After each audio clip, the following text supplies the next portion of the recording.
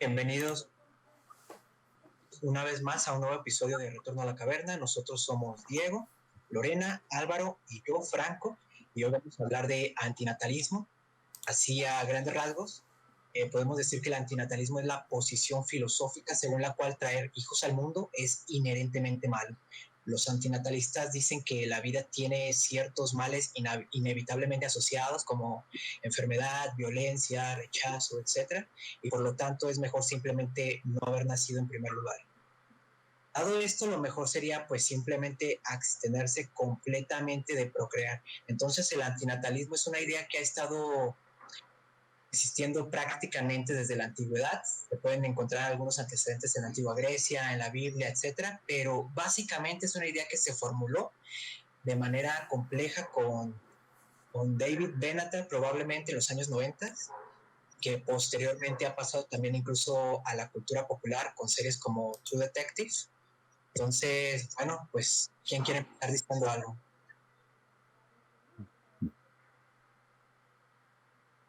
Bien. Creo que también hay rastros de ciertas características, no solamente del antinatalismo, sino de cierta percepción pesimista del mundo, con Schopenhauer, ¿no? Esta cuestión de si le quitamos este atractivo del placer al acto de procrear, pues el mero hecho de reproducirnos sería un acto racional.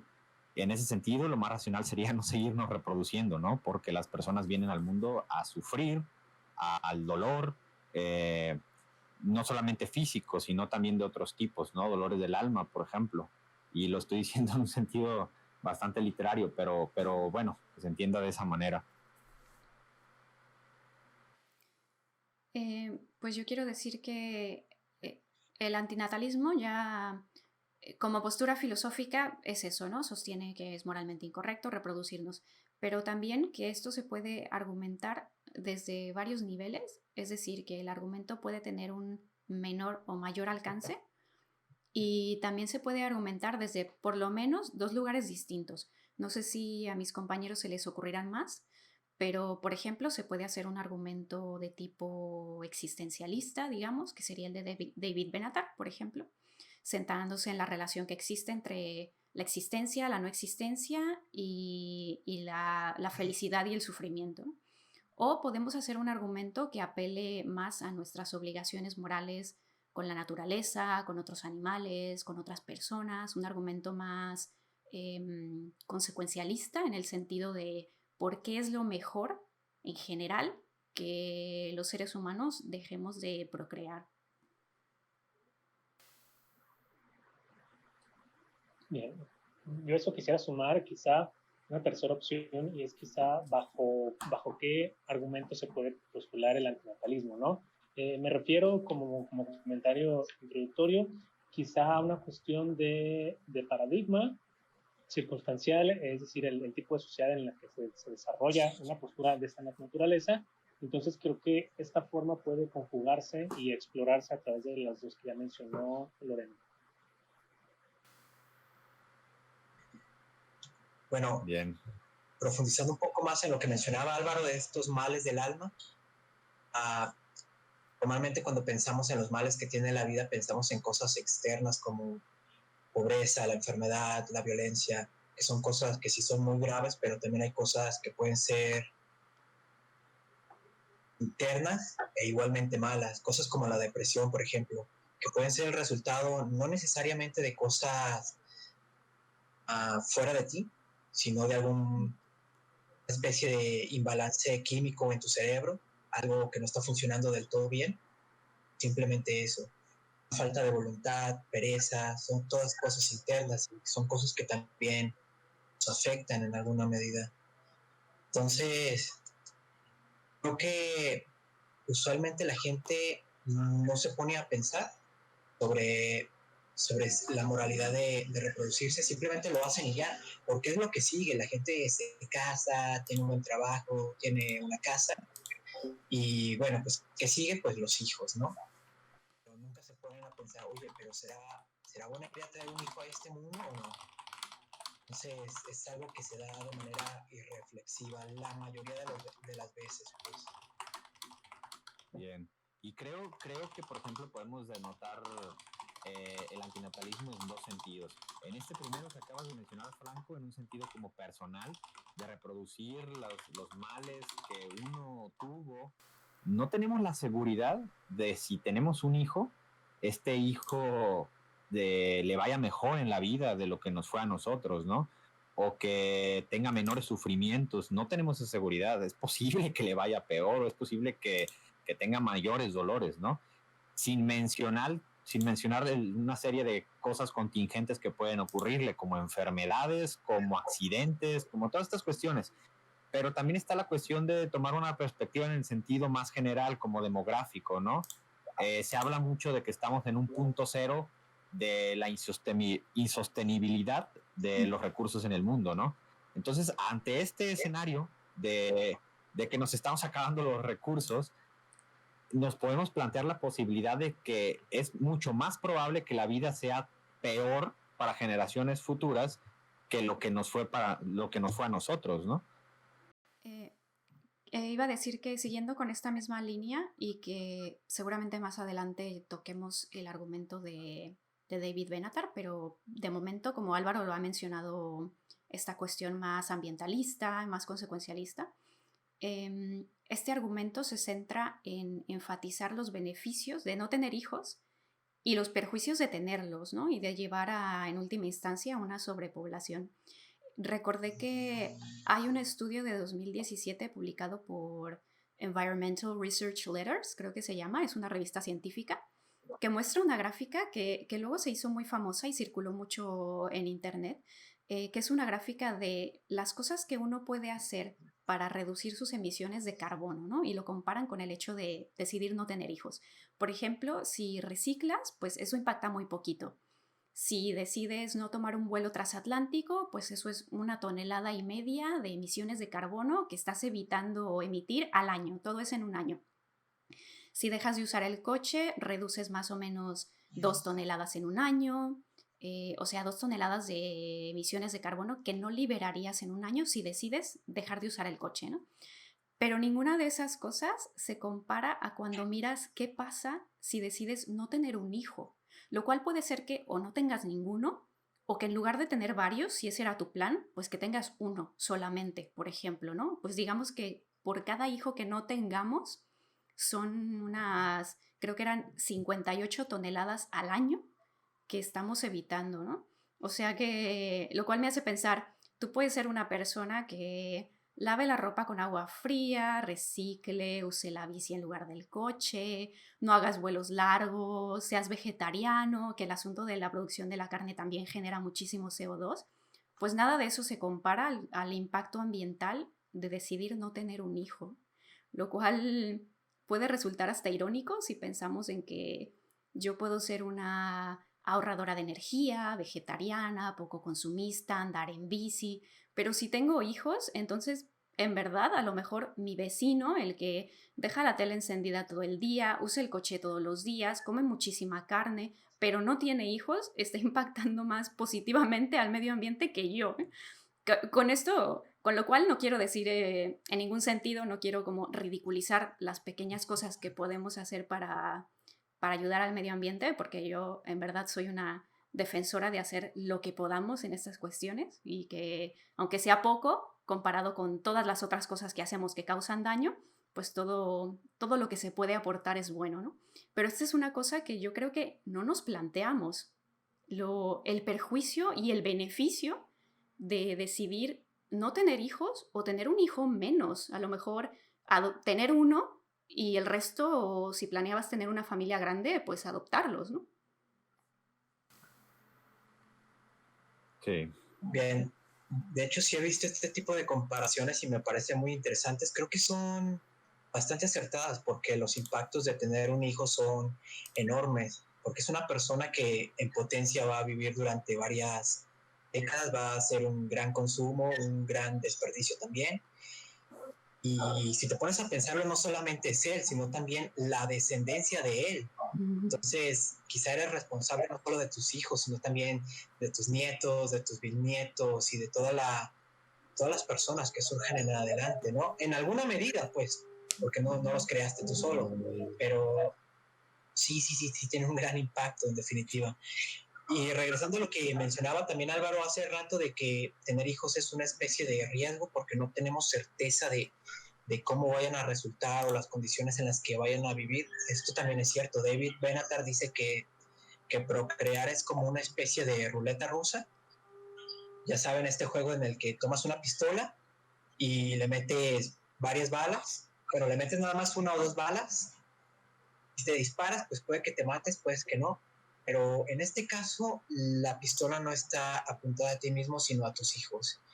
Y puede que sí los traigas al mundo en condiciones muy, muy buenas, pero también puede que los traigas en condiciones muy malas. Terminen sufriendo pobreza, enfermedades, accidentes, drogadicción, un montón de cosas. Y es que los riesgos son altísimos. Entonces, son cosas que deberíamos detenernos a pensar antes de considerar tener hijos. Sí,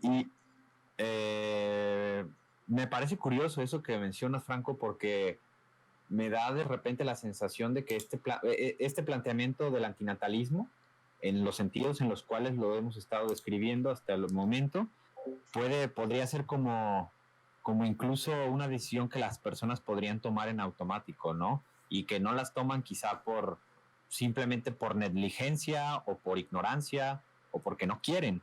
Pero no sé si sea tan sencillo de que las personas tomen conciencia de todas estas consecuencias del tener hijos y su responsabilidad directa que tienen ellos hacia los actos de sus hijos, ¿no?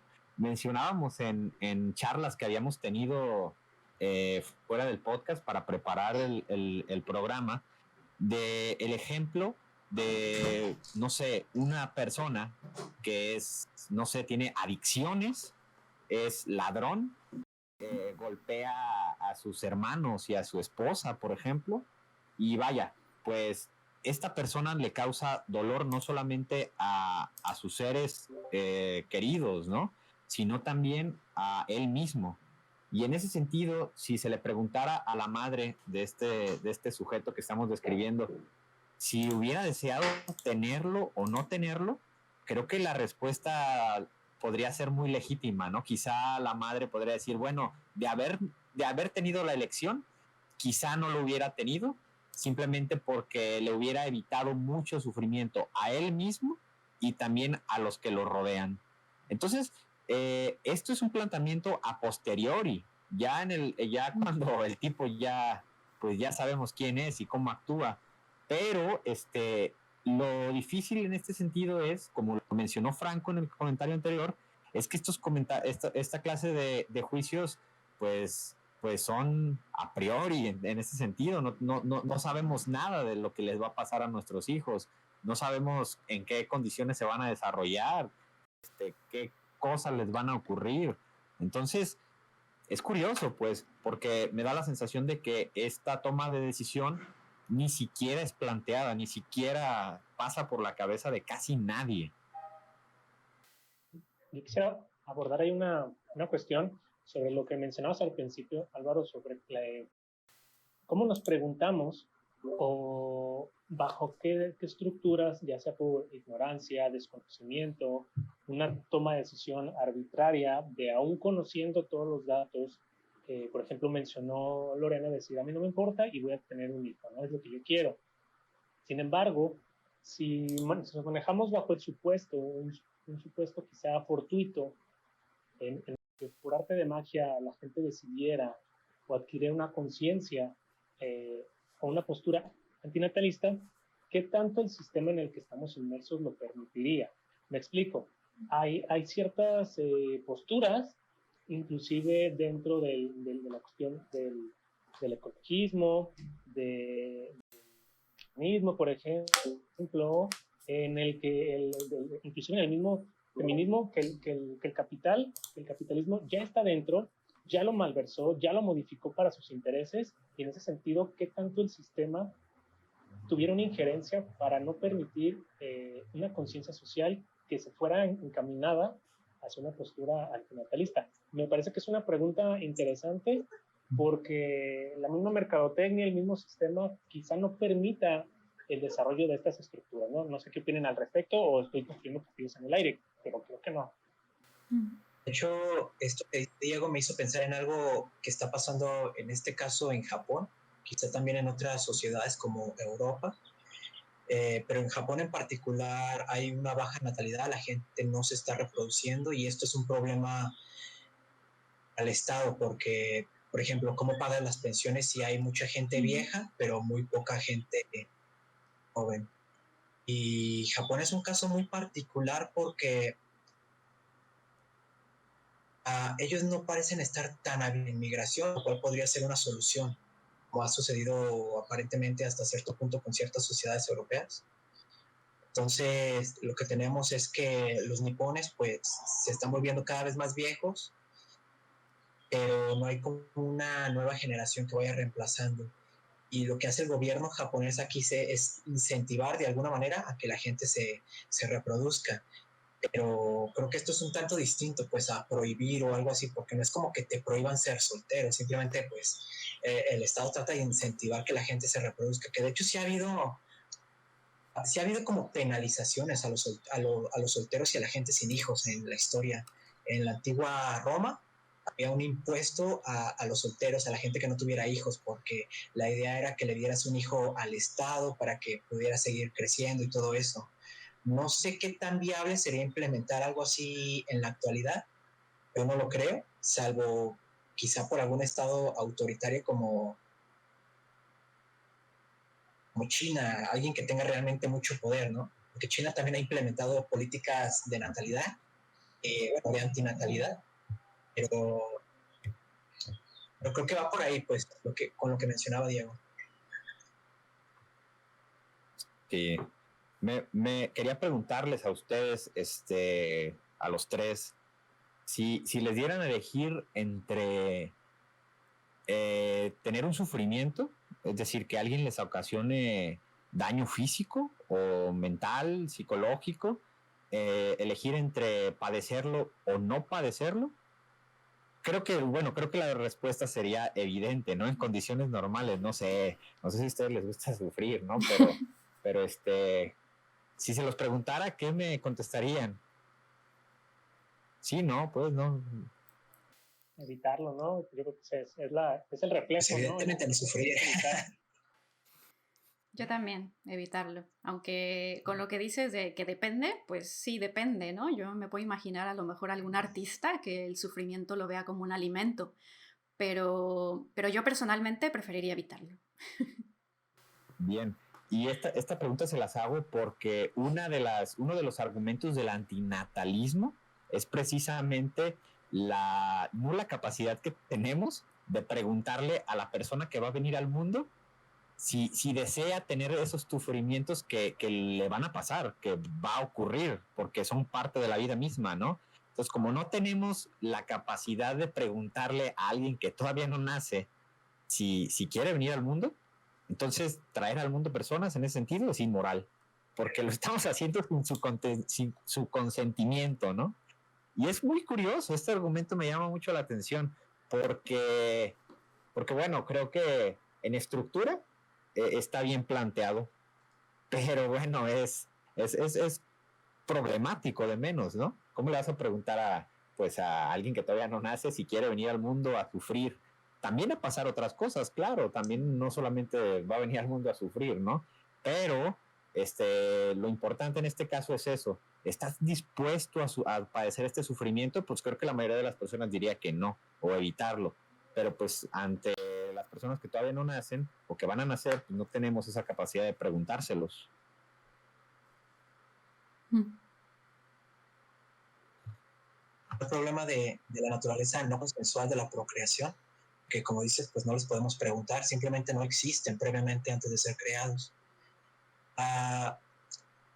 Y sin embargo entiendo la problemática porque a nadie nos preguntaron venir aquí y aquí estamos y tenemos que soportar todo lo que soportamos.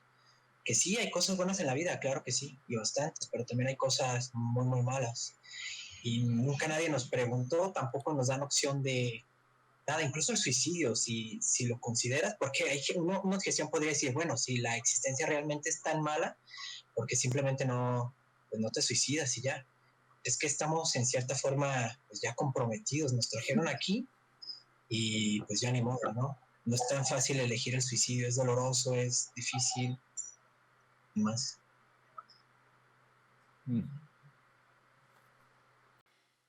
Bueno, pues si les parece bien, ahora que ya estamos entrando en materia más existencialista, podemos comenzar a hablar del argumento de David Benatar. David Benatar es un filósofo de Sudáfrica, si no me equivoco. No fue el primero en hablar de esto, por supuesto, y tampoco fue el primero en hablar de antinatalismo como término, pero sí es quien lo ha hecho un tema muy conocido, ¿no? Después de escribir el libro de Better Never to Have Been, algo así como Mejor no haber nacido. No sé si hay una traducción en español ya publicada por alguna editorial y que publicó en el 2006, creo. Y bueno, a grandes rasgos, Benatar lo que hace es evidenciar que hay una asimetría entre la existencia y la no existencia y cuál es su relación con la felicidad y el sufrimiento. Y que dada esa asimetría, lo mejor es no existir. Es decir, sabemos que la existencia trae felicidad y también sufrimiento, así que cuando una persona existe, experimenta ambas cosas, ¿no? La felicidad como algo bueno y el sufrimiento como algo malo.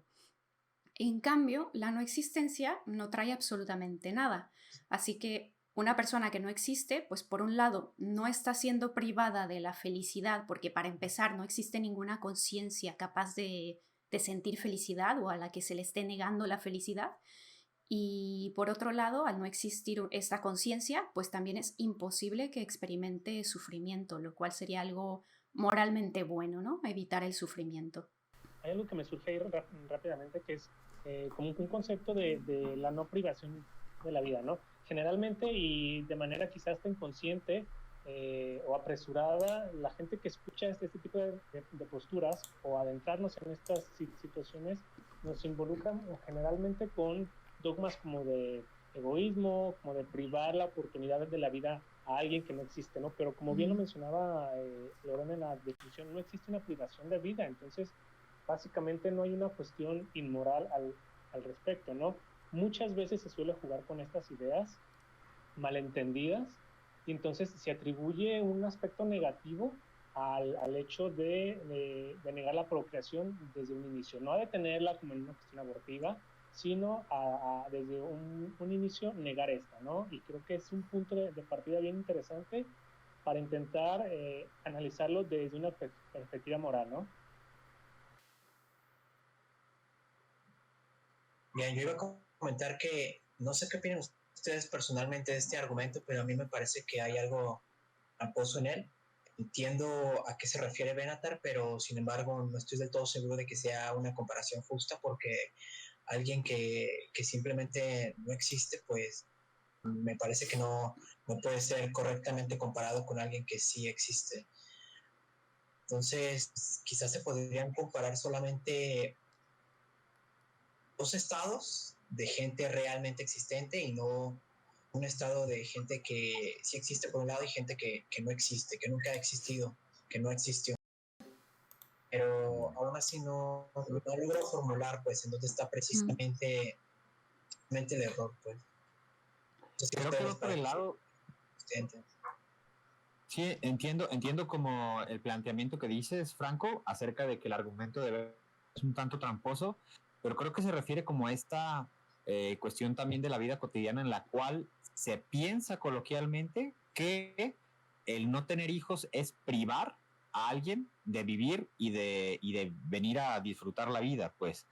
En ese sentido, pues no estás privando a alguien de algo, simplemente pues, no están haciendo nadie, ¿no?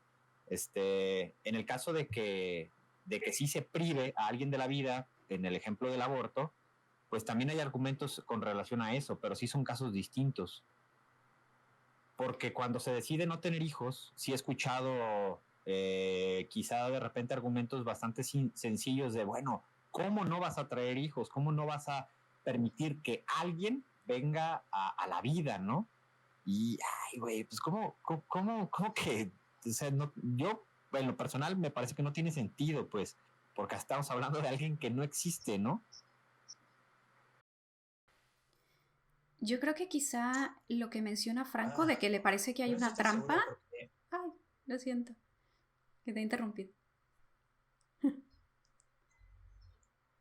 adelante. Yo creo que a lo mejor a lo que se refiere Franco, Creo que hay un desfase, por eso.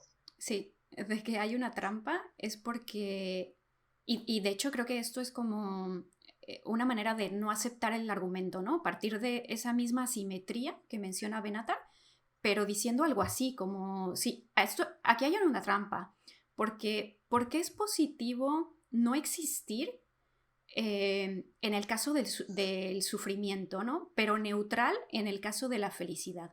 Es decir, si en ambos casos estamos partiendo de que una persona no exista, no debería ser el mismo sinsentido en las dos direcciones. O sea, no tiene más sentido decir que así como no hay así como no hay conciencia que se está perdiendo la felicidad de estar en el mundo, tampoco hay conciencia a la que estamos salvando del sufrimiento, ¿no?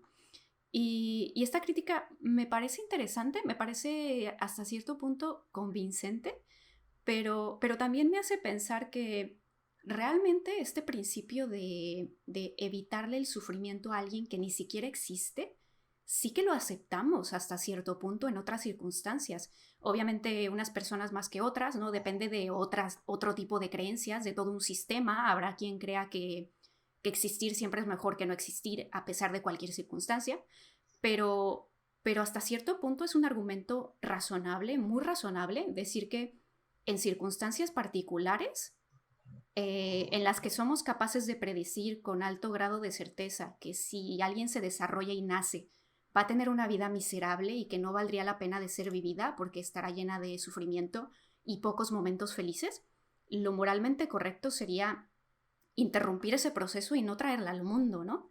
Y creo que Benatar al final lo que está haciendo es partir de esta intuición, solamente que la está llevando más lejos. Bien. Sí. Hablando de esta cuestión bueno, como de dogmas que ya están establecidos para tomarle esta decisión de tener o no tener, más bien de tener hijos, Benatar dice algo muy interesante al respecto, con relación a los mecanismos que actúan en las personas para justificar eso, ¿no? Y dice, bueno, hay una tendencia que tiene la gente a optimizar las cosas del mundo, o sea, suelen ver el mundo de una manera optimista, ¿no? Aunque hay elementos en el mundo en el cual podemos describir un mundo terrible, las guerras, las enfermedades, todo eso que causa sufrimiento, pero creo que se sesga esa visión del mundo y vemos casi siempre las cosas positivas del mundo, ¿no? La felicidad, el amor, la amistad, todas esas cosas pesan más porque hay un sesgo y bueno. Y otro mecanismo es el de como compararnos todo el tiempo con casos peores. O sea, sí, la vida está fea, pero hay gente que sufre un chingo más, ¿no? Hay gente que no está pudiendo comer. Quizá yo tengo que caminar a mi trabajo 8 kilómetros, pero hay gente que no tiene trabajo. Entonces, casi siempre estos mecanismos bueno, la vida no es tan mala, también actúan y los describe Benatar, ¿no? A partir de un montón de estudios que también analiza él.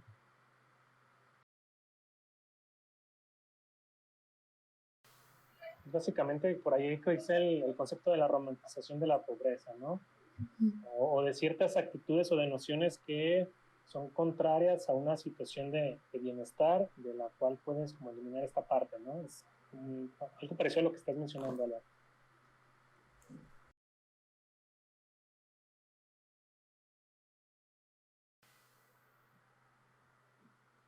También me parece interesante también, ahora que seguimos con el tema de Benatar, hablar acerca de su relación con los argumentos que da con el imperativo kantiano, ¿no? De no utilizar a las personas como o sea, ver a las personas como fines y no como medios. Y es curioso, ¿no? Porque se interpreta también a los hijos, a traer a hijos al mundo como medios para la felicidad de los padres. No son fines en sí mismos los hijos, sino medios para cumplir con las finalidades de otras personas, ¿no? Entonces, al romper este imperativo kantiano, también estamos cometiendo, al parecer, actos inmorales, ¿no? Traer a los hijos para sí, porque dice Benatar que se ve notar que cuando la gente decide tener hijos, dice, bueno, pues vamos a tener hijos porque ya somos un matrimonio, por ejemplo, y es lo que sigue, y para que seamos ya una familia completa y demás. Pero nadie trae hijos al mundo diciendo, pues vamos a traer un niño para que sea él feliz. No, o sea, lo tenemos para que nos haga felices a nosotros, ¿no? A mí y a mi esposa. Entonces, eso sería tratarlo como un medio y no como un fin, lo cual sería contrario al imperativo categórico, precisamente. Y sabes qué, creo que independientemente de que alguien busque como ser feliz, es más bien evitar la tristeza, ¿no? Que son cosas diferentes. Muchas veces la gente no sabe lidiar, y este es un argumento existencialista, saben lidiar con una cuestión de soledad o de ciertos paradigmas, y son ideas preconcebidas, ¿no? Te las dicen desde cuestiones morales, religiosas, te las están inculcando, e inclusive también académicamente te están involucrando con ciertas ideas con las que yo no estoy tan de acuerdo para los seres humanos, como esta cuestión de naces, creces, te reproduces y mueres, ¿no? Entonces, como que quieren llevarte inclusive académicamente por ese camino, insisto, para la cuestión del ser humano, que no podemos basar nuestras actitudes en la biología. Creo que son argumentos que van formando a los individuos y que después les cuesta mucho trabajo zafarse de ellos. Sí, creo que la academia y la sociedad en general, así en el sentido más general del término, tiene mucho que ver, pero definitivamente también la biología, porque a fin de cuentas somos animales, somos seres biológicos, y tenemos ese impulso a, pues quizás no a reproducirnos, pero sí a tener relaciones sexuales, lo cual inevitablemente lleva a, a reproducción en muchos casos, no siempre, pero pues está ahí ese impulso, y ¿qué se le va a hacer? También por eso mismo creo que no es viable esta idea de la extinción voluntaria, como lo plantea de repente alguna gente, y el propio Benatar lo reconoce, dice que no es realista esperar que la humanidad voluntariamente vaya a su propia extinción. Lo mejor que podríamos esperar es que algunos lo hagan, pero eso es todo. Entonces, no lo sé, creo que en ningún momento del futuro va a pasar la humanidad se extinga, salvo por alguna causa en a ella, algún virus, algún evento cósmico, o así, un meteorito, qué sé yo.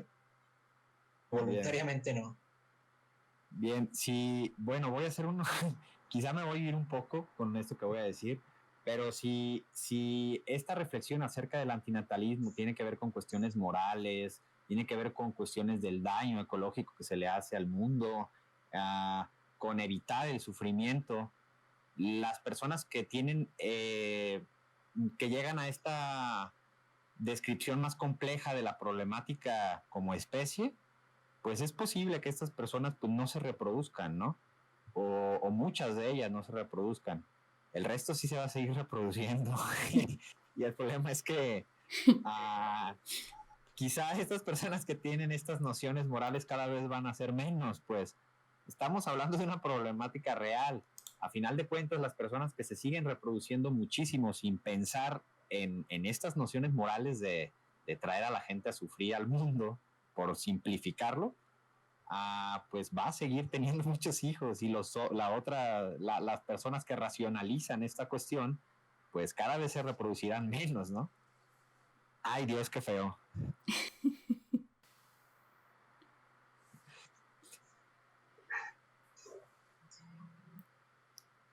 Sí, pues no sé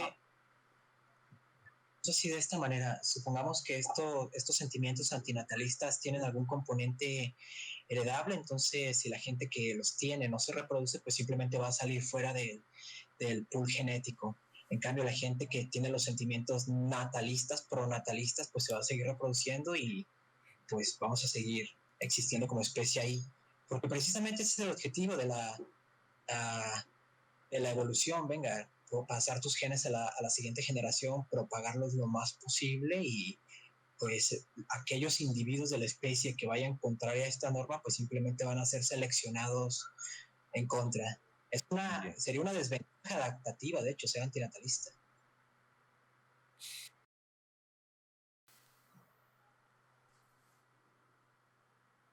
Me pregunto también porque hay cuestiones de tensiones con relación a la representación de ciertas ideas o aceptación en el caso de la muerte específicamente, pensando la muerte, haciendo un símil entre la muerte y la no existencia.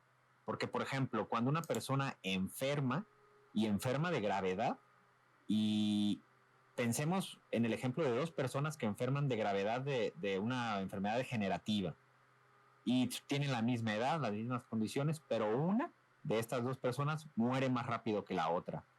Y la percepción generalmente de las personas es, pues qué bueno que murió antes porque sufrió menos, realmente le fue bien, no pasó por todo lo que va a tener que pasar la segunda persona que enfermó de lo mismo y que le queda mucho camino por recorrer de sufrimiento. En este caso, se acepta la muerte como un bien, se acepta la no existencia como algo bueno y deseable, pero por el contrario, no por el contrario, pero en el caso del símil de la no existencia, es muy complicado que se acepte como bueno o como deseado, evitando también el sufrimiento.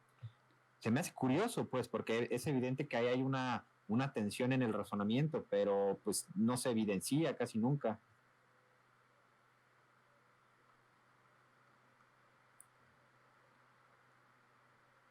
Sí, y mencionabas también, Álvaro, hace rato esto de que en ciertas condiciones no, perdón, que traemos un hijo al mundo, no sabemos qué condiciones van a enfrentar.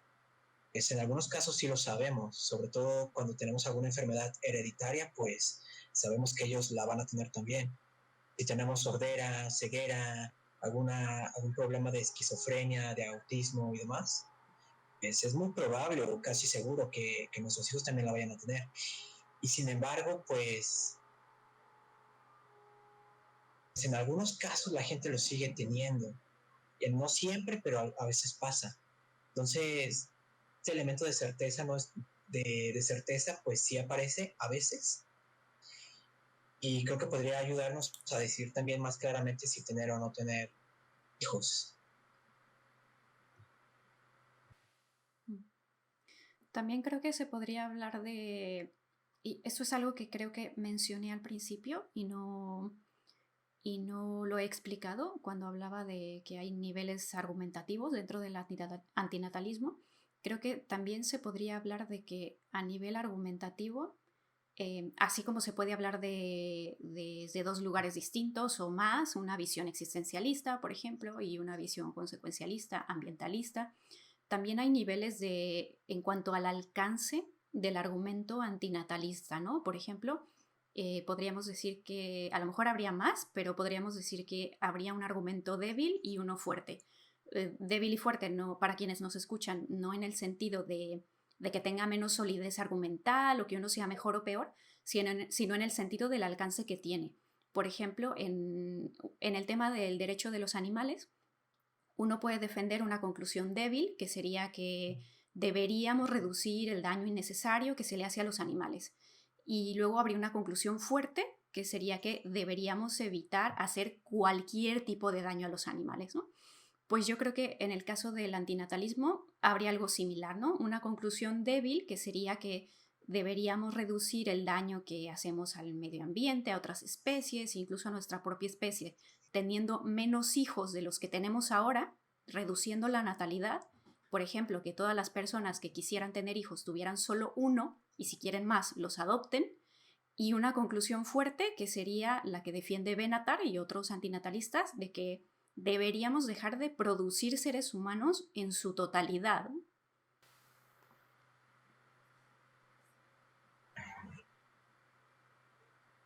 Sí, creo que esa distinción es mucho más realista que un antinatalismo fuerte o absoluto de tener hijos por completo, porque si los limitas a uno o dos nada más, pues es más plausible. Vean nada más lo que pasó en China, por ejemplo, donde les permitían tener uno. Igual aún así había gente que se ponía a tener más de un hijo y se las arreglaba, hacía ahí sus trucos legales y demás, pero lo hacía, ¿no? De todos modos. Y... Pero creo que se requeriría en cualquier caso un gobierno un tanto coercitivo para implementar este tipo de políticas. De buenas a primeras la gente no lo va a hacer nada más porque sí. se ocuparía un gobierno como el de China o Corea, no lo sé. No estaría mal, no estaría mal. Me surge una cuestión de lo que mencionaba Lorena, esta cuestión del impacto ambiental, de la huella ecológica que produce cada ser humano, dejando de lado quizá el aspecto existencialista, y es, obviamente, cada ser humano tiene una huella ecológica muy importante. Sin embargo, ¿qué tanto en el sistema o en el paradigma en el que nos encontramos esto puede cambiar? Es decir, un sistema diferente que no sea el del capitalismo, el de la producción y el consumo, el de seres para el consumo, puede cambiar esta estructura, de manera que el ser humano termine por tener una huella y un impacto diferente, tanto en el cambio de consumo como en el de la simple existencia que el ser humano tiene. Actualmente somos seres para el consumo como sociedad, y entonces esto agrava una situación. ¿Qué tanto esto se puede modificar, o qué tanto esto, si se hubiera modificado, quizá tendría un impacto en las posturas antinatalistas? No sé si se mantengan iguales o tendrán que hacer reformas a su misma estructura de discurso. Creo que es importante también mencionar esto que estás diciendo, Diego, porque hay estructuras superiores, en este caso lo religioso, lo político, lo económico, que también determinan la cuestión de tener o no tener hijos, ¿no? Pensemos en el protestantismo, ¿no? Que trasciende no solamente la ideología religiosa, sino también la cuestión política. Y bueno, en este contexto del protestantismo también sería importante tener muchos hijos para el trabajo, ¿no? Para la eficiencia laboral, al igual que en el capitalismo para el consumo, quizá. Es decir, el contexto al final de cuentas también tiene que ver con esta idiosincrasia de aceptar traer hijos al mundo o persuadir a las personas a traer hijos al mundo. A sufrir nomás. Realmente no sé si, bueno, me imagino que en algunos sistemas económicos y políticos el impacto ambiental de los hijos podría ser mayor o menor, pero en cualquier caso creo que todo sistema económico y político pues depende de políticas natalistas, ya que hablamos de capitalismo, comunismo, fascismo, libertarismo, lo que sea. Simplemente pues que se necesita una sociedad con ciudadanos que sean reemplazados periódicamente también para existir, ¿no? Entonces,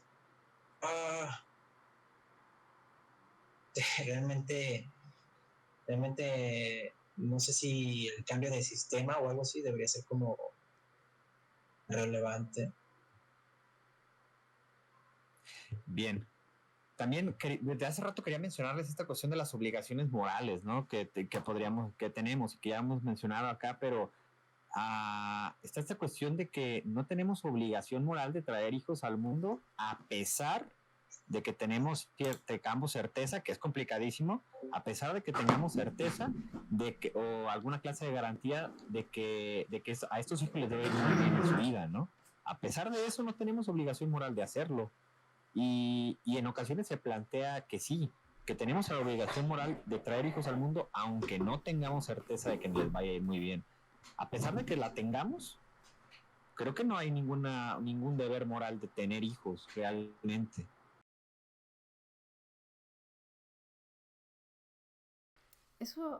Ese tema que tocas es, sí, es interesante porque parece ser que hay buenas razones para decidir no tener hijos o para decidir tener menos hijos, pero hay buenas razones para decidir tener hijos o para que sea una obligación decir que estamos moralmente obligados para tener hijos.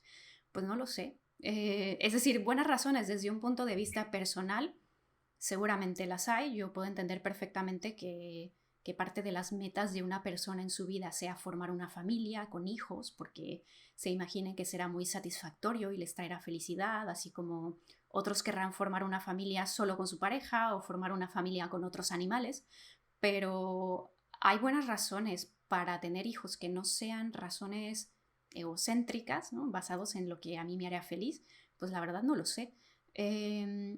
se me ocurre que algunos argumentos comunes podrían ser que, del deber moral de tenerlos, por ejemplo, podría ser que Dios lo quiere así, que es mejor existir a no haber existido, por más sufrimiento que tengas que vivir, que como especie estamos biológicamente determinados a querer tener hijos y no deberíamos ir contra eso, ¿no? Porque una cosa es que biológicamente busquemos eso porque somos animales, pero otra cosa es llevarlo al nivel de decir, por eso es que debemos tener hijos, ¿no?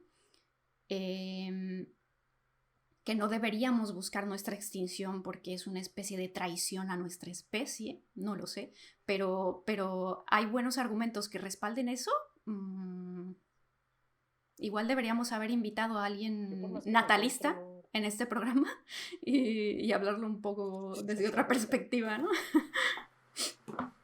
No solamente un sacerdote, ¿no? Porque en este caso, digo, más allá del creceros y multiplicados que viene en la Biblia cristiana, creo que no hay otro argumento. Si apelamos a la cuestión personal de una persona, de una mujer o un hombre que digan, quiero formar una familia, porque es lo que más deseo, bueno, analiza tu deseo y vamos a ver por qué. Porque te lo inculcaron en la escuela, en la iglesia, en la televisión, en tu casa, porque tienes daños psicológicos y vas a repararlos proyectando todos tus traumas en un niño. Es decir, ¿qué es lo que te lleva a querer tener un animal de esos y no un animal como un perro o un gato, ¿no? Entonces, difícilmente creo que se puedan encontrar argumentos para la cuestión de un hijo. La apuesta, ¿no? La apuesta que muchos dicen, bueno, quizá mi hijo o quizá el hijo de alguna persona va a ser el científico que nos va a sacar, el político que nos va a llevar a otro punto, pero en esa esperanza que muchos pueden tener, vamos a cometer 7 millones de errores de apuestas al año, ¿no? Y es complicadísimo. Entonces yo no creo que exista un argumento suficientemente de peso. O puede pasar al revés, ¿no? En lugar de que tu hijo sea un gran científico o ingeniero, puede ser el nuevo Hitler también. Cabe la posibilidad, ¿no? Pero creo que estas cuestiones no son tanto de razones como ya lo hemos dicho, sino en muchos casos una cuestión de sentimientos. Simplemente pregúntale a la gente por qué tuvieron hijos o por qué quieren tener hijos. Y pues no hay realmente razones, quizá hay racionalizaciones ad hoc posteriores, pero todo surge de un sentimiento de las tripas y nada más, porque así lo sienten, porque así lo quieren y ya. Y sí, o sea, quizás se le inculcaron su familia, la iglesia, la escuela, quien tú quieras, o la biología, lo que sea, pero pues, ahí está ese sentimiento en cualquier caso, y no creo que vaya a desaparecer, incluso aunque la gente la obligues prácticamente a reflexionar al respecto. Simplemente la gente quiere tener niños y los va a tener. Que también es otra cuestión que estaba pensando con lo que mencionó esta Lorena. A veces se ha hablado de que, bueno, ¿para qué procrear niños si ya hay un montón de niños existiendo actualmente que no tienen padres, que viven en muy malas condiciones y pues podrías ayudarlos? Sí, suena muy racional la cosa cuando lo pones así, pero es que la gente no funciona así. Si a mí me das a elegir entre tener a mi propio hijo o adoptar a un niño que ni siquiera es mío, pues prefiero tener mi propio hijo, ¿no? Porque yo sé que es un niño que está ahí, está sufriendo y todo eso, pero no es mi hijo, no son mis genes, no tengo nada yo que ver con él. Entonces es una cuestión quizá muy sentimental, muy emocional, pero irracional, pero así es la cosa, ¿no? No somos seres completamente racionales. Bien, qué curioso que mencionen eso. A pesar de que pues nosotros estamos pensando que lo más racional o lo más ético de repente sería evitar el natalismo, pues parecería que también actúan ciertos mecanismos como este, ¿no? Sería preferible para la mayoría de las personas criar a sus propios hijos que criar a un hijo adoptivo, porque hay mecanismos biológicos involuntarios que ahí están, ¿no? Y me recuerda, leyendo todo esto, el cuento que se escriben para justificar ciertas cuestiones de antinatalismo, el de Homelas, los que regresan de Homelas, algo así se llama el cuento. Los que se van de Homelas. Los que se van de Homelas, sí. Y es que, bueno, para no extenderme mucho, es una sociedad utópica con beneficios, la gente vive bien, pero todos estos beneficios de las personas y su bienestar depende de que están en algún sitio torturando a un niño. O sea, todo el bienestar de esa sociedad depende de que están torturando a un niño. La cosa es que los habitantes lo saben, unos se van porque pues no quieren participar en esta cuestión, aunque sea solamente un niño al que están torturando, y otros deciden quedarse. Porque no está en sus manos cambiarlo, porque no lo van no van a poder encontrar al niño donde lo están torturando y lo van a rescatar, simplemente no pueden hacerlo. Y no tendría sentido irse de la ciudad y no sé, renunciar a estos beneficios simplemente por algo que no pueden hacer. Y esta analogía en el mundo en el cual vivimos, pues es evidente, ¿no? Pues bien, nosotros sabemos que hay mucha gente sufriendo y que hay mucha gente que está ahí, entonces podemos tener la decisión de o bien no traer más personas y irnos de homelas, o bien pues no podemos hacer nada, ¿no? No podemos hacer realmente nada porque a final de cuentas pues la decisión que vamos a tener va a ser muy pequeña en comparación con lo demás que está ocurriendo en el mundo. Sin embargo, creo que en este sentido, al igual que Lorena lo dijo al principio, creo que estas acciones pequeñas, por más pequeñas que sean, pues de hacerlas o no hacerlas, creo que yo aceptaría mejor hacerlas, pues. Pero eso es una cuestión muy personal.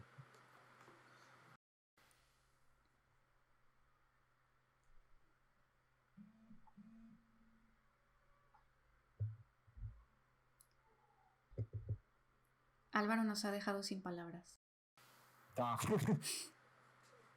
Sí. O sea, me quedé con una idea que justamente Álvaro mencionó hace ratito y tengo un rato pensándola. El ejemplo que mencionaste sobre un individuo, Álvaro, sobre dos individuos, que uno muere y el otro muere posteriormente, que dicen, ¿no? Qué bueno que se evitó ese sufrimiento, pero creo que son posturas que muchas veces se van modificando con el tiempo. ¿Por qué? Porque si fuera el mismo caso con dos niños, no nos alegraríamos o nos sentiríamos bien con la muerte de un niño diciendo, ay, se evitó el sufrimiento de la vida. Al contrario, digamos, le faltaron muchas cosas, se perdió de oportunidades de hacer cambios, de ser feliz. Entonces, no sé si aquí cambia por el hecho de la edad o cambia porque nosotros vemos en la potencialidad y el deseo reflejados en un niño. No sé si afecte eso, cuál de las dos pueda ser, o si hay alguna otra tercera estructura que modifique ese discurso. No lo había pensado así, Diego, tienes razón. Y creo que la potencialidad tiene mucho que ver en este caso. Pensamos en un niño, ¿no? Y todo lo que tiene por delante. Sí, eso tiene mucha carga al final de cuentas, ¿no? La potencialidad. Sí. Y volveríamos como al mismo punto con lo que mencionaba Lorena al principio. Con las posturas antinatalistas no hay privación de la vida. No habría un niño al cual lamentarle que se perdió de la vida porque nunca existió. No hay una carga moral negativa de decir, lo mataste, no le permitiste porque nunca existió, ¿no? Creo que volvemos al mismo punto en el que creo que no hay cuestión como que pelearle en ese sentido a la postura que mucha gente intentaría llevarlo por ese lado, ¿no? Bien. Y ya que hablamos de eso, ¿no les parece que al menos en algunos casos tiene sentido decir que hay ciertas vidas que es lamentable que ciertas vidas nunca hayan existido en primer lugar? De hecho, es una de las objeciones que se han hecho al argumento de la simetría de Benatar. Hay gente que dice que en ciertas circunstancias sí se puede decir que es lamentable que algunas personas no hayan existido. Y piénsenlo así. Imagínense a un hombre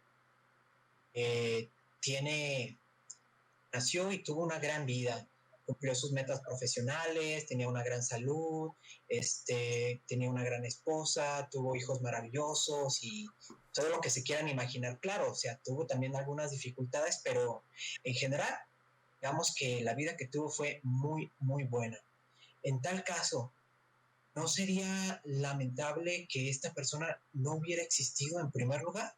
A mí de buenas a primeras me da la intuición de que sí, si no hubiera existido esta persona, pues se hubiera perdido él de todas estas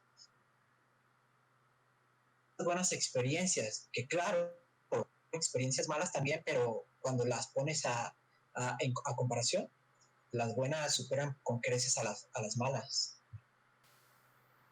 Pero es que creo que es un juicio a posteriori, como mencionamos al principio. O sea, eso es un juicio muy simple de hacer porque a final de cuentas, pues le estás comparando algo que fue bueno a algo que pues no ocurrió simplemente o que no pudo haber no ocurrido. Entonces, ante ese escenario, pues claro que es preferible el que haya nacido esta persona, pero no funciona así en todos los casos, pues. No, definitivamente no.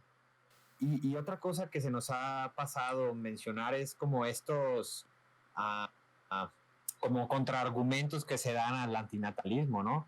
Uno de esos contraargumentos más famosos es el de, bueno, si estos antinatalistas están tan seguros que no haber nacido es mejor que nacer, pues ¿por qué no se suicidan, no? Y es terrible, quizá es muy directo el contraargumento, pero de cierta manera tiene sentido y también tiene una respuesta. Ayer, bueno, preparando todo esto, hablábamos específicamente de este tema en Benatar y creo, Franco, ¿recuerdas la respuesta del suicidio con relación al antinatalismo? Sí, Benatar decía que no es tan simple como suicidarte y ya, porque es una decisión muy difícil de tomar, es algo doloroso. Si tú te suicidas, pues puedes dañar a tu familia, a tus amigos y demás. Entonces no es algo pues tan sencillo como se le suele pintar. De hecho, está esta serie de True Detective, donde se habla un poco sobre antinatalismo, así de manera muy, muy pop, pero en una parte le preguntan al protagonista, bueno, pero si tú piensas así sobre la vida es inherentemente mal, pues ¿por qué no te suicidas? Él responde que él simplemente pues carece de esa constitución, de la constitución del suicida, él no puede hacerlo. Simplemente se levanta todas las mañanas, se dice a sí mismo que tiene que ir a trabajar y va y lo hace, ¿no? Y nada más. Entonces, pues, y creo que es muy razonable, pues, porque somos seres programados para seguir viviendo, no para morir. Se necesita, de hecho, un acto como racional, como para poder ir en contra de esa programación biológica, por así llamarlo. Sí. Sí, y también me parece que, espero no salirme mucho de todo esto que hemos estado hablando, pero el mundo funciona a partir de ciertos dogmas de comportamiento, ¿no? El dogma de la felicidad, que ya hemos mencionado en nuestras charlas, o en este caso el dogma de que también la realización de las personas es cuando se tienen hijos, ¿no? Entonces, me he topado gente que en charlas comunes te dice cosas como, oye, pero ¿y qué pasa cuando vayas a tener a tus hijos? Entonces piensa en eso, ¿no? ¿Cómo que cuando vayas a tener a tus hijos? Pues eso ni siquiera no saben las personas si eso es tu realización personal pero lo asumen que sí, que esa es la realización de todas las personas, así como si fuera una cuestión homogénea, ¿no? Y les extraña realmente, a las personas en general les extraña que hay gente que no se realiza a partir de los hijos, ¿no? Sí, porque la mayoría de la gente pues simplemente los tiene, o ya que también es una cuestión un tanto de, ¿cómo decirlo?, de educación y de clase, porque creo que lo más común y de lejos es que la gente tenga hijos y ya, pero me he platicado a veces con Álvaro que es bien curioso que entre nuestros círculos, al menos, y particularmente en el mío, yo no conozco a nadie que tenga hijos. Ninguno de mis amigos tiene hijos, ninguno de ustedes tiene hijos. Bueno, claro, tiene un gato, ¿no? Y creo que también un perro, pero eso es distinto. Entonces, bueno, pues la gente tampoco tan distinto. No se lo... Sí, pues más o menos. Entonces, pues,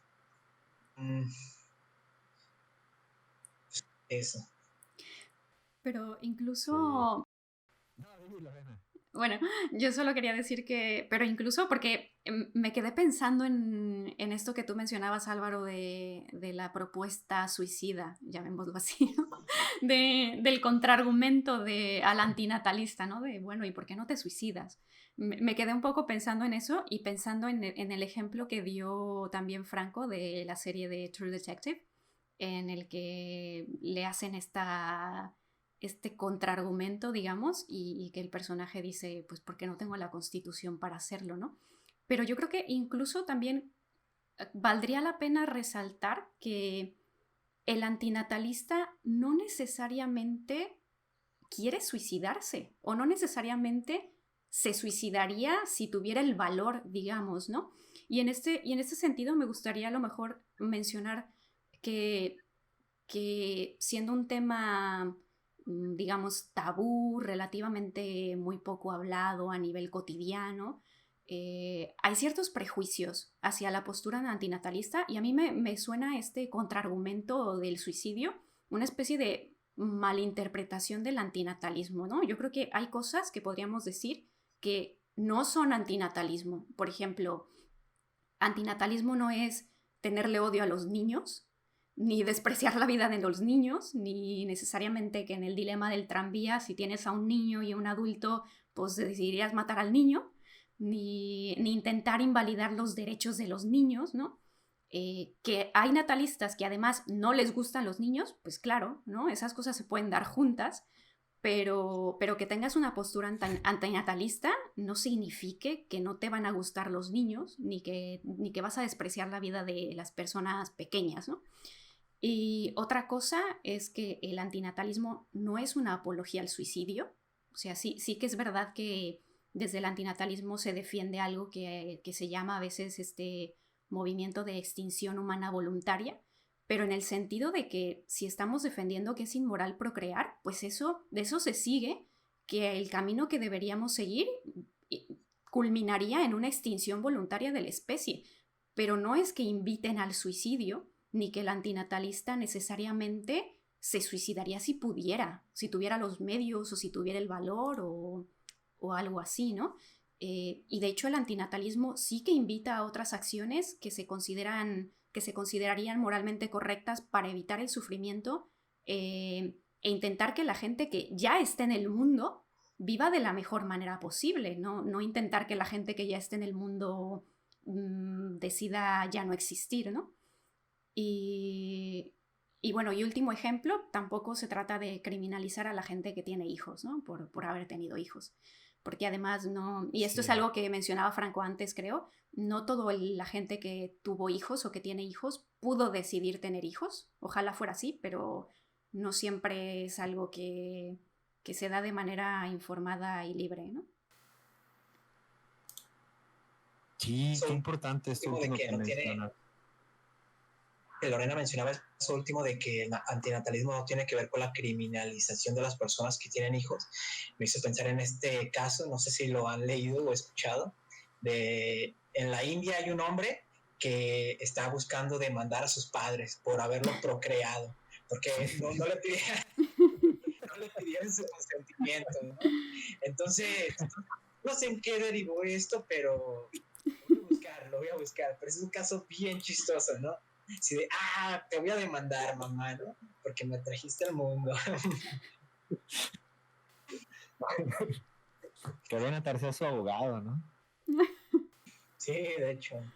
Yo creo que Benatar tiene hijos, ¿no? También. En secreto. Sí, yo creo. Bien, es importante eso que dice Lorena, porque efectivamente creo que puede confundirse esta postura de antinatalismo con la aversión a la vida, ¿no? Incluso, ¿no? Pensar que la vida no tiene un valor inherentemente o que se odia a los niños. Y pues no es el caso, realmente no es el caso. Creo que lejos de eso, a las personas que consideramos el antinatalismo como una postura filosófica o ética seria, pues no pensamos que la vida no tenga ninguna clase de sentido o que los niños te caigan mal cuando los veas, ¿no? O también muy importante, y que también mencionó Lorena, no vas por la vida culpando a la gente por tener hijos, ¿no? Te percatas de que pues realmente pues no tienen nada de malo que ellos lo hagan de esa manera, realmente no es su culpa, pues simplemente es un análisis filosófico, eso del antinatalismo. Fíjate que en el último que mencionaron sobre clase me llama la atención que a veces la gente en el común suelen decir es que los pobres tienen muchos hijos porque no saben, ¿no? No tienen educación, no tienen conocimiento, entonces se da más fácil. Y muchas veces esto no es cierto. Y otra cuestión es que se vuelve quizá como un argumento de clase para decir que solamente las personas que puedan mantenerlos, que puedan darle que puedan maximizar sus posibilidades de ser felices o de tener menos cuestiones de tristeza o sufrimiento, tendrán que tener hijos, ¿no? Entonces es un riesgo que a veces se corre la gente que no está muy habituada en este caso a leer estas posturas, y es un riesgo bien, bien importante porque entonces caemos como en un tipo de criminalización, ¿no? Que era lo que estaban diciendo.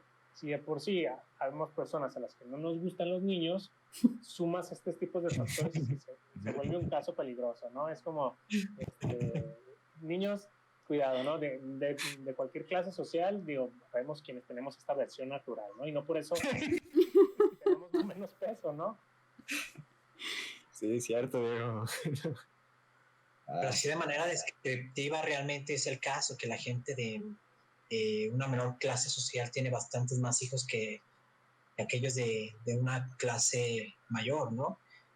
Incluso hay gente que de plano no tiene hijos. Creo que es la gente más educada y es lo que me ha tocado ver. Y de manera completamente descriptiva, como les digo, no estoy hablando de si debería ser el caso así, solamente estoy describiendo lo que creo que pasa, no solo en México, sino también en otros países. Y creo que estas consideraciones económicas sí deberían pensar a la hora de tener hijos, porque si yo veo que estoy en una situación en la que no me lo puedo permitir, porque no les voy a poder mandar a una buena escuela, no voy a poder cubrir sus necesidades, pues, de todo tipo, de salud, de ropa, de comida y demás, pues como para qué me pongo a tenerlos, ¿no? Sabemos que usualmente mucha gente no reflexiona así, simplemente pues los tiene ya, ¿no? Los hijos que Dios te mande, pero creo que son consideraciones que sí deberían empezar en tu plan de procreación, si es que decides procrear, pues, pero eso ya es a título personal, pues. Dios proveerá. Proveerá.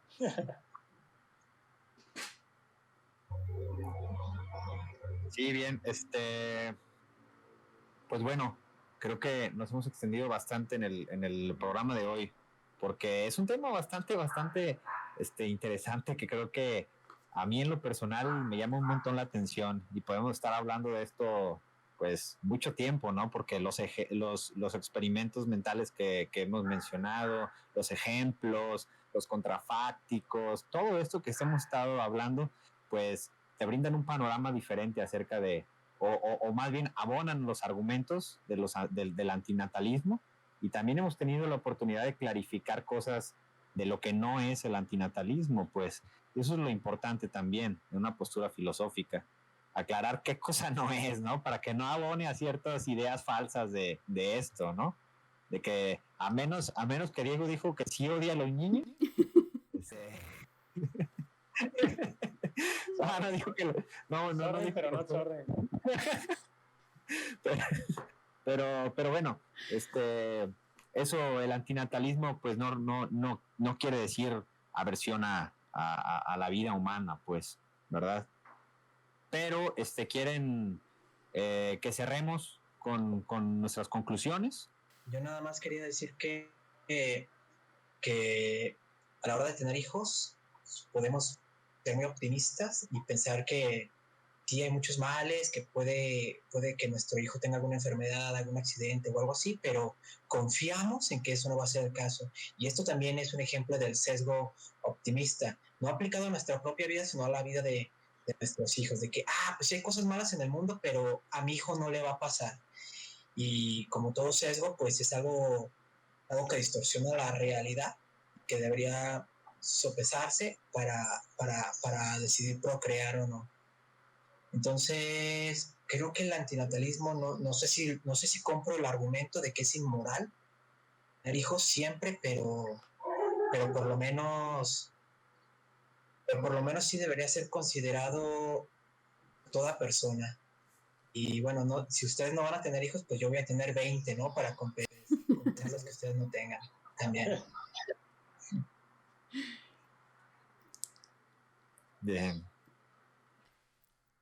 A mí me parece muy importante que exista esta corriente de pensamiento porque creo que desafía una idea muy tradicional a varios niveles de creencia, ya sea que tú creas que la procreación es un milagro, que la vida es sagrada, que un nacimiento siempre es algo bueno, que es mejor existir que no existir, que debemos seguir el ciclo de la vida, ¿no? Que hay una especie moral, de deber moral de tener hijos con Dios, con tu familia, con tu especie, lo que sea, o que simplemente te invita a pensar en las razones por las cuales quizá deberíamos replantearnos el tener hijos, el tener tantos hijos como Dios mande, ¿no? Una frase que todavía la gente usa.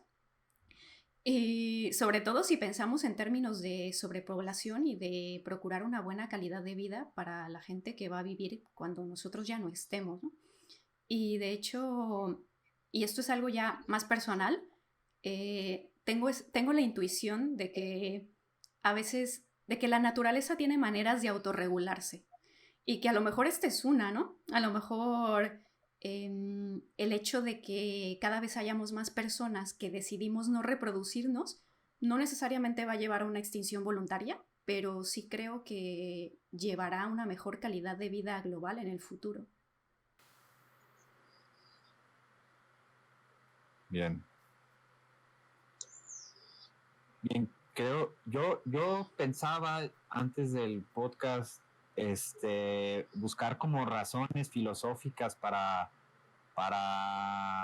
justificar que pues la vida inherentemente tiene un valor, y creo que no las encontré, por lo menos en el repaso mental que hice. Creo que no encontré alguna teoría metafísica, filosófica que justifique esto, ¿no? Pero luego pensaba que tampoco es importante intentar justificar eso de esa manera, ¿no? La vida de esa manera. Creo que también es importante la perspectiva que nos brinda el antinatalismo en cuestión de que estamos en verdaderos aprietos en un sentido global, ecológico y de recursos. Estamos aquí, nosotros, Franco, Diego y yo vivimos en Guadalajara, y en estos momentos en Guadalajara hay una crisis de la distribución del agua potable. Y bueno, esto de manera directa tiene que ver con la sobrepoblación.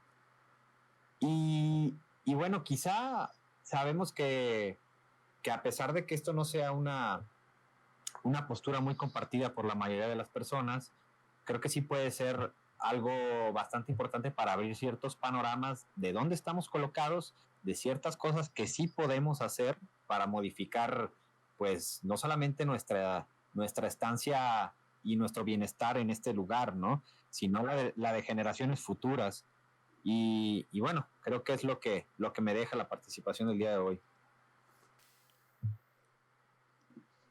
Yo quisiera mencionar que en este sentido, creo que las posturas antinatalistas pueden revisarse tal cual, y son sumamente reflexivas al interior de sí mismas, y también permiten un análisis superior hacia otras estructuras, a cuestiones políticas, económicas, sociales, que permite repensar la manera en la que afectaría estas posturas, ¿no? Inclusive repensar posturas contrarias. Eso por un lado. La otra cuestión que mencionaba Álvaro me abona a mi conclusión. Por ejemplo, las cuestiones de la escasez del agua. Se pudiera pensar que en efecto que es una cuestión de sobrepoblación. Sin embargo, bueno, en el contexto de Guadalajara, el 70% del agua se va en la industria, ¿no? Y en industrias refresqueras o cerveceras. Entonces, es muy importante esto porque te das cuenta que hay paradigmas que tenemos que repensar. Y esto por un lado, ¿no? Y sumado también una felicitación que no nos dejamos guiar por posturas personales. Yo más o menos, por la versión a los niños, me dejé guiar un poco, pero creo que es importante resaltar esta cuestión, ¿no? Son posturas sumamente racionales las que intentamos proyectar. Fuimos muy profesionales, la verdad. En la medida de lo posible. Ok, pues bien, sería todo por hoy. Si les gustó el episodio, suscríbanse, por favor. Tenemos nuestra página de YouTube, nuestra página de Facebook, Retorno a la Caverna, ahí nos pueden encontrar. y pues nos vemos en un nuevo episodio para la próxima ocasión. Hasta luego.